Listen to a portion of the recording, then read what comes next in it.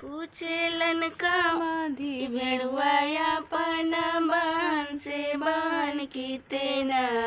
बहन कितना यार तुम्हारा है जी बहन कितना बहन कितना यार तुम्हारा है जी बहन कितना 10 यार गए 15 पटना गए 20 बॉम्बे में जाकर वकालत की भैया इतना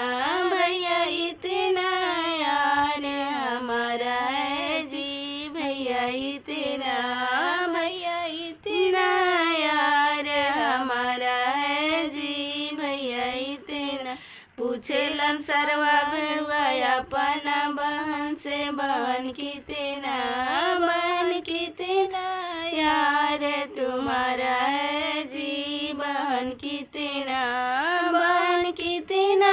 यार तुम्हारा है जी बहन कितना 10 यार गए 15 पटना गए 20 बॉम्बे में जाकर वकील बने भैया इतना